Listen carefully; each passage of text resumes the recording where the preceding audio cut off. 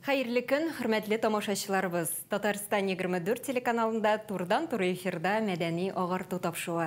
Барыгызга да матур һәм уңышлы көн теләп, сезне сәламлыйм мин, Гөлүсә Сыңгатуллина.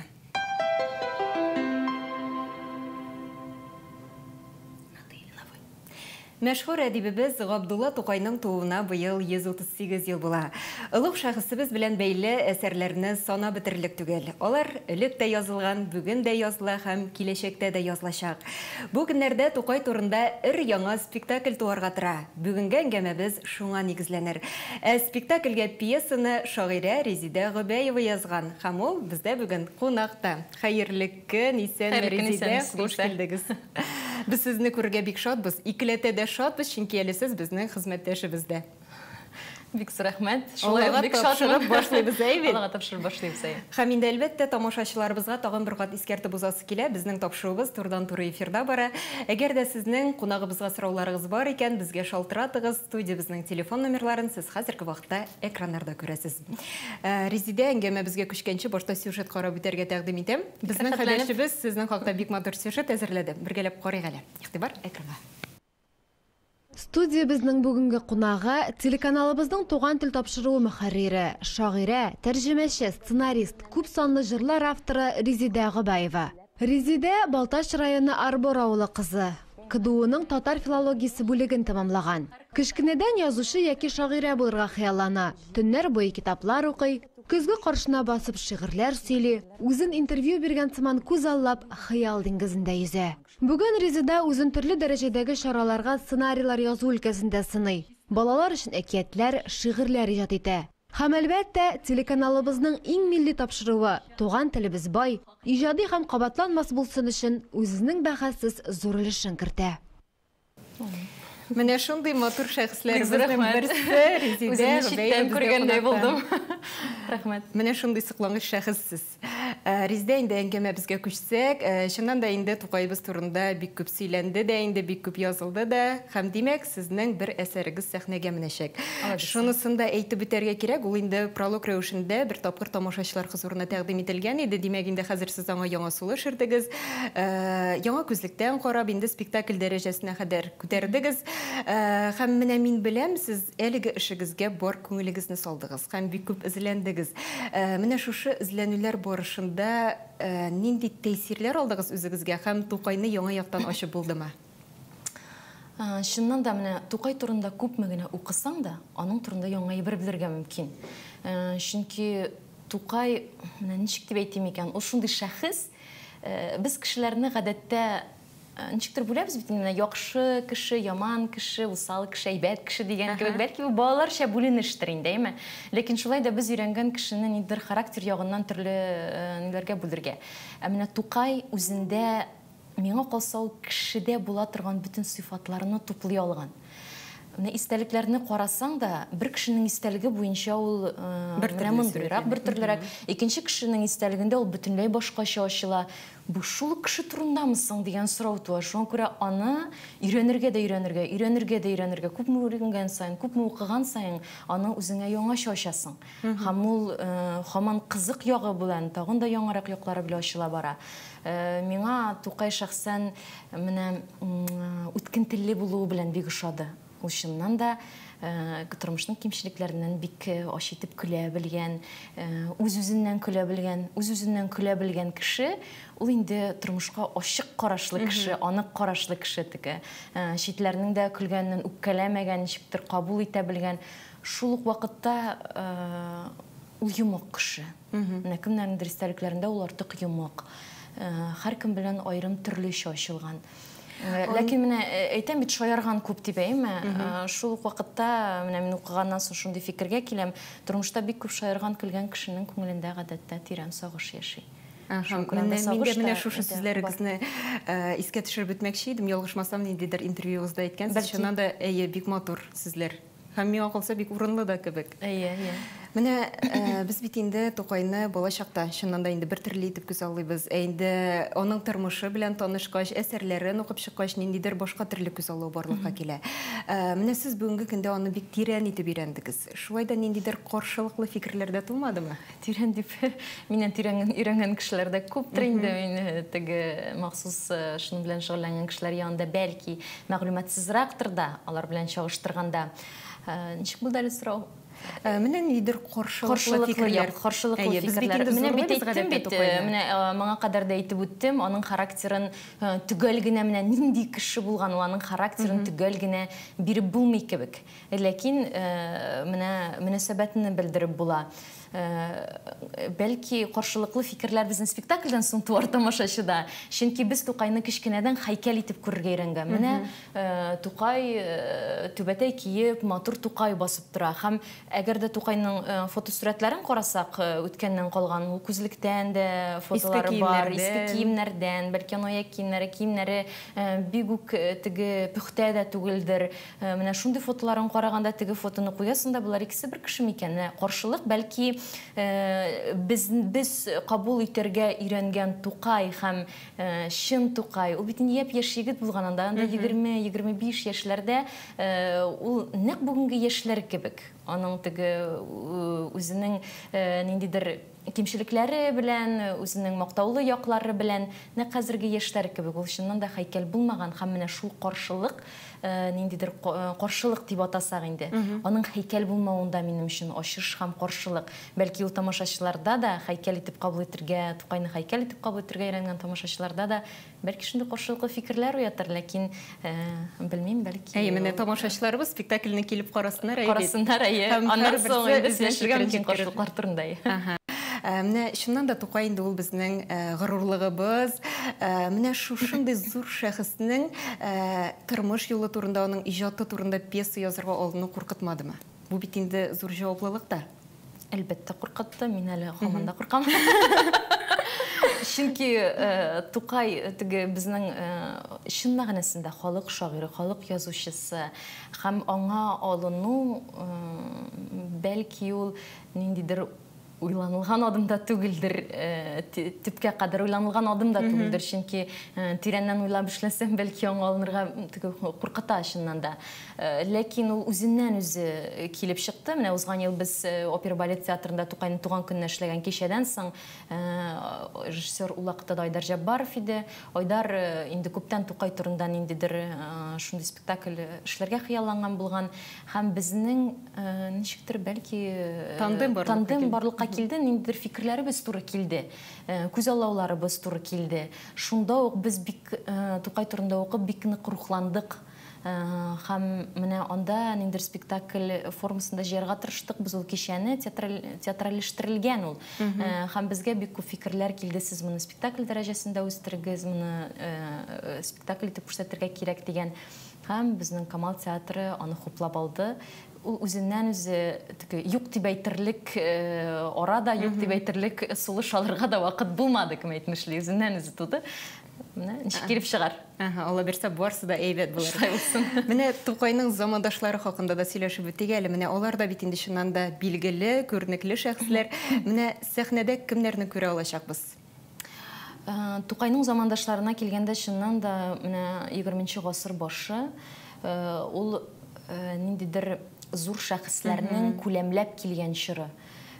Табигать ул шундый бер, һәрбер чорда кирәк вакытта шәхесләрен тудыра. Ул шәхесләр ту процессы соңрак та кабатлана. Тукайлар заманында бигрәк тә менә безнең мәдәниятебезгә, әдәбиятебезгә, сәнгатебезгә нигез салган һәр өлкәдә, театрда булмасын, язучылар булмасын һәм башкалар сәнгать эшлеклеләре дә, галимнәр дә дип әйтик инде, менә туган чыннан да Тукайны Алескар Камал, Фатих Амирхан, Сүнчәләй кебек зур шәхесләр билеп торган. Алар аның белән бик якын дус булганнар. Гариф Латиф дигән журналист бар. Ул еш кына Тукайның өенә кунакка килә торган булган, аның зур истәлекләре бар. Истәлекләреннән караганда замандашлары Тукайны шул кадәр яраталар. Алар аны менә ничек әйтеп тоялар кебек миңа. Без Тукайны замандашлары аша ачабыз. бүгінге қадір олар ошашабыз. Исемде қалғаннардан тыш инде. Менә узган елны пролог күрсәтелгәннән соң Фатих Әмирхан образы җитеп бетмәде дип язып чыктылар. Фатих Әмирхан әлбәттә, ул анда әйтелеп кенә үтелә. Зәйтүнә белән сәхнәсендә Фатих абый җибәргән иде дип исемнәр генә әйтелә. Ник? Чөнки Фатих Әмирханның монда коляскада булуы белән аңлатыла. Безнең сәхнә шортлары коляска белән бирерлек түгел иде. Ул бит инде аңласагыз барбер концерт варианты. Һәм концерт вариантында бик тиз переходлар, бик тиз күчешләр, һәм без шуңа Фатих Әмирханны бирүдән тыелып калдык. Алар күрешкәндә инде Фатих Әмирхан паралич суккан була, ул үз аягында йөрми торган була. Безнең спектакльбездә әлбәттә Фатих Әмирханны күрергә мөмкин, ул төп геройларның берсе буларак гәүдәләнә. Менә Фатих Әмирханны искә алганбыз икән инде. Шундый бер истәлек тә бар. Габдулла Тукай үлгәннән соң аның йөзеннән гипс битлек төшереп алалар. Бу инде чыннан да менә әлеге битлек Фатих Әмирханның йортында саклана бит инде. Менә инде бу чыннан да аның тугры дус булуын күрсәтә торгандыр. Менә Тукай үз чиратында чын дус була алган микән? Фатих Әмирхан турында әйтсәк, Фатих Әмирхан чыннан да Тукайның иң якын дусларының берсе. Ул аңа Тукай үзе дә Фатих Әмирханга аерым мөнәсәбәттә була. Нәкъ менә бүтән дусларына ачмаган күңелен ача ул аңа. Яки эндәшми, гәрчә алар ничектер капма каршы кебек. Тукай таркаурак йөргән, Фатих Әмирхан чын аристократ, ул һәрвакыт спай, пөхтә, бәлки кешеләргә тәнкыйтьче дә әле, кешегә тәнкыйть күзлектән карый торган, Тукайга еш кына киен инде, матурлан инде, ясан инде дип тәнкыйть сүзләр дә әйтә торган була. Ләкин шул ук вакытта Фатих Әмирханны ул үзенең фикердәшенә саный, иң якын фикердәшенә саный. Һәм иң соңыннан әле соңгы күрешүләрдә Клячкин кунакхана больницасына киткәндә дә кунакханадан нәкъ менә Фатих Әмирхан белән кереп саубуллаша. Алар күрше бүлмәләрдә яшиләр. Фатих Әмирханның истәлекләреннән дә Фатих Әмирхан ширгә сабыша Тукай үлгәннән соң. Ул ширләп ята, бик сак урын өстеннән тора алмыйча. Һәм менә бу аларның тирән дуслыгы турында сөйли. Тукай үзе дус була алганмы дигәндә, Тукайның фатирында, Тукай яллап торган фатирларда да, кунакханәдә дә бер кайчан да кеше üzülми. Анда гел кеше була, анда аларга плешәләр, сөйләшәләр, гел менә шулай кеше җыелып торган була. Бу аның киң күңеллеге турында сөйли, һәм дуслары күп булуы турында сөйли. Бәлки Тукай үзе дусларга күбрәк мохтаҗ булгандыр аларның мөнәсәбәтенә. Ул ни дәрәҗәдә дусларына дус була алган, менә анысы дусларының яхшы фикерләреннән чыгып әйтергә була. Ул чыннан да яхшы дус булгандыр. Аңлашылды фикергез. Аннан соң тагын бер мәкаләдә Эмиль Талиповның Тукайы Йылдызга охшаган дип язып чыктылар. Монда инде күз уңында Йылдыз Миңнуллина тотыла. Менә Эмиль Талиповның сәхнә Йылдызы. Аның Йылдызга охшавы табигый. Алай килгәндә, бәлки ул Йылдыз да шундый Эмиль бит инде ул төскә биткә аксылрак, сарырак чәчле, бәлки ул тышкы охшашлык кынадыр. Гәрчә мин үзем алай теге нәкъ Йылдызны кабатлый дип әйтмәс идем. Бәлки кемгәдер шулай тыелгандыр. Менә бүгенге көндә Тукай дәрәҗәсендәге шагыйрьләребез бармы? Менә әгәр дә шушы соңгы 100 еллыкны алсак, Тукай дәрәҗәсендәге шагыйрь юктыр да. Әле бүгенге көндә генә түгел, ул чын мәгънәсендә, чөнки менә үлгәнен генә карыйк, матәм көне. Матәм көнендә өлешчә завод-фабрикалар эштән туктый. Мәктәпләр ул көнне Тукай шигырьләрен укып үткәрә. Татар дөньясы, бөтен татар дөньясы, Казанда, Татарстанда гына түгел, бөтен дөньяда татар дөньясы матәм көне кичерә. Аның матәм көненә 10 меңнән артык кеше җыела аны күмәргә. Һәм менә мондый вакыйга тарихта бүтән бер кайчан да кабатланмый. Бу аның чын мәгънәсендә халыкныкы булуы турында сөйли. Чөнки халык аның шигырьләрен моңа кадәр булмаган хәл, ул чорда да халык аның шигырьләрен яттан белә. Хәтта хатын кызлар аның фотосурәтен сандыкта саклый торган булалар. Ничә еллардан соң бер истәлектә укыган, ничә еллардан соң бер абзый килә музейга, Тукай минем әбинең сөйгән яры булган. Ни өчен сөйгән яры булган дигән сорауга, менә Тукайның фоторәсеме әбинең сандыгында саклана. Ләкин шул вакытта бик күп кызлар ул вакытта Тукайга гашыйк булганнар һәм сандыгында Тукайның фоторәсемен саклаганнар. Бу шуның белән генә аңлатыла. Бүгенге көндә әлбәттә безнең яшьләр арасында бик талантлы шагыйрьләр бар. Мин Рүзәл Мөхәммәтшин әйтер идем, Булатны Ибраһимов, безнең яшьләребез, менә бүгенге буын яшьләре чыннан да көчле шагыйрьләр җитәрлек. Димәк инде киләчәккә безнең өмете бар. Әйе. Риздә менә яңадан спектакль безгә әйләнеп кайтсак, безнең хәбәрчебез бу көннәрдә Камал театрында кунакта булып кайтты. Ул инде әлбәттә репетиция мизгелләрен күрде. Һәм спектакльнең режиссеры Айдар Җаббаров белән дә аралашты. Бергәләп әлеге сюжетны карыйк. Игътибар экранга.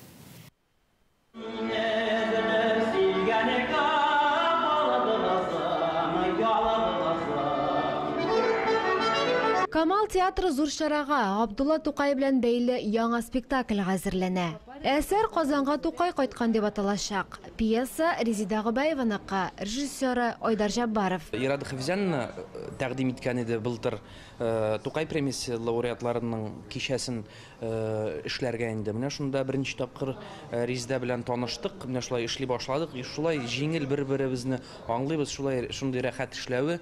Бергә утырабыз, чәй эчкәндә шулай аралашабыз. Ниндер мин үз фикерләремне әйтәм, ул күбрәк бәлки тыңлыйдыр.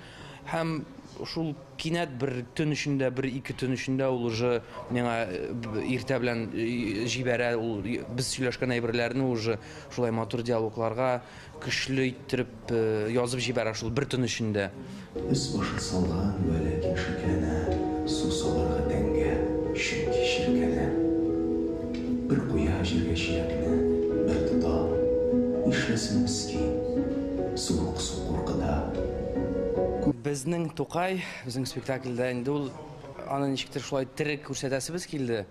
Төрле вакыйгаларга очраган, аның дневникларын укып, төрле кеше белмәгән, кеше теге масса, ну теге широком формате кеше белмәгән вакыйгаларны чыгарып, шундый ул кызыклы вакыйгаларга да дучар булган инде, төрле шундый трогательный әнисе белән очрашу, шундый бер минем иң яраткан сәхнәләрнең берсе бар.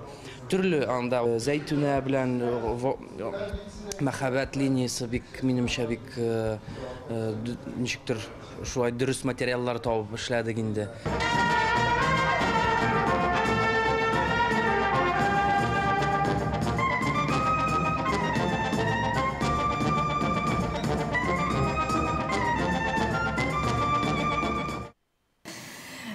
Резида аннан соң шунда әйтергә кирәк, бу инде сезнең Камал театр сәхнәсе өчен язылган беренче шундый зур күләмле әсәрегез, әйбет.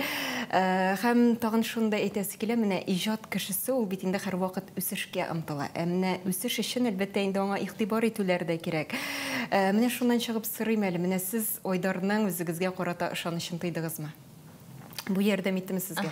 Айдар бүгенге көндә иң талантлы, иң востребованный дип әйтик инде режиссерларның берсе. Казанда, Татарстанда гына түгел, Россия күләмендә танылган режиссерларның берсе. Ул шулкадәр фикерле, шулкадәр беләсезме, Айдарда миңа нәрсә ошады? Айдар ул чын мәгънәсендә эшләгән эше белән рухлана һәм эшләгән эшенә 200% ышана ул. Ышана һәм сине ышандыра белә. Ниндидер менә кабыза ул, менә утны кабыза белә, ул чын мәгънәсендә кабыза белә. Мен үзенә дә әйтәм, мин синең белән эшләгәндә, мин башка кешегә әйләнәм. Минем фикерләрем үзгәрми, фикерләүем үзгәрә. Ничектер була бит менә шулай рухландыра белгән кешеләр. Бу үзенчә талант. Менә мин артистлар белән эшләгәнендә карап торам. Ул ниндидер менә артистларга да тавыш күтәрү дә юк. Ниндидер менә агымсу кебек кенә агып бара. Бер җылылык урнаша һәм ул үз тирәсенә җыя да матур учак барлыкка килә һәм ул учак гөрләп яна башлый. Ниндидер менә Айдар талант, режиссер таланты. Менә без киләчәктә драматург Резида Габаева дип сезне игълан итә башларбыз микән? Мин шагыйрә генә булып калыйм инде. Драматург дип, без бу әсәрне язганда инде барбыр Айдар белән аны мин хәтта соавтор дип тә атый алам. Чөнки без бергә эзләндек, бергә яздык. Ул кайбер урыннарда хәтта миңа әйтеп, менә шундый сәхнә кирәк, мондый сәхнә булырга тиеш. Ул барбыр ниндер уртак эш. Мин аны үземнең драматургик әсәр дип зурлап әйтергә дә кыймыйм хәтта. Драматург дип атау, мин бит инде өемдә Драматург бар. Яшәп, бүгенге көндә Татарстанның иң танылган драматургларының берсе белән яшәгәндә, мин мөгаен үземне драматург дип бер кайчан да атамам. Әмма Илгиз шагыйрә буларак кына калыйм, драма әсәрләре язып караган шагыйрә булып. Әмма ул сезгә киңәшләрен бирәме? Илгиз. Менә Илгизгә мин Тукай пьесын кытмадым. Ул киңәшләрен бирә. Нәкъ менә бу эш буенча, бәлки ул Илгиз шулай ук Тукайны яхшы өйрәнгән кеше, инде бөтен кешене яхшы өйрәнгән кеше. Аның белән кайбер мәсьәләләрдә әлбәттә ул булаймы, ул тегеләйме дип киңәшүләр була. Ләкин күпчелек очракта мин аннан сорый башлыйм ки, алынгансың икән, ахыргача үзең эшлә дигән әйберне әйтә, ул бик дөрес. Һәм син кеше фикеренә салына башлыйсың икән, ул ничектер эшне туктата кебек. Була, мин тулысынча әсәрне тутырганнан соң аңа укыйм һәм без фикерләшәбез. Андый очраклар була. Кайбер вакытта фикер тумаганда әлбәттә ниндидер киңәшләшеп алу, фикерле кеше белән киңәшләшеп алу бик кирәк һәм бик урында. Резидә инде шуның белән тапшырыбыз ахырына да якынлашты. Бик рәхәт кенә матур гына сөйләшеп утыра идек. Һәм менә үземнән шуны әйтәсем килә. Мин әлеге спектакльнең репетицияләренә кердем. Һәм менә ничектер артистларның чыннан да күзләре янып тора. Һәм сәхнәдә дә барысы да ничектер уйланылган. Шул вакытта тулы бер гармония бар. Һәм миңа калса инде бу чыннан да сезнең эшегезнең дә нәтиҗәсе. Һәм менә бу эшегез дәвамлы булсын иде. Амин. Тукайыбызга килгәндә менә аның турындагы әсәрләр туып торсын. Халкыбыз туган телебезне белсен һәм киләчәктә дә аның исеме безнең телләребездә булсын иде. Бик зур рәхмәт килгәнегез өчен. Бик зур рәхмәт сезгә. Сау булышабыз. Сау булыгыз. Хөрмәтле телевизор караучылар, бүгенгә шулар иде. Сезнең белән Гөлүсә Сыңгатуллина булды. Сау булыгыз. Киләсе очрашуларга кадәр.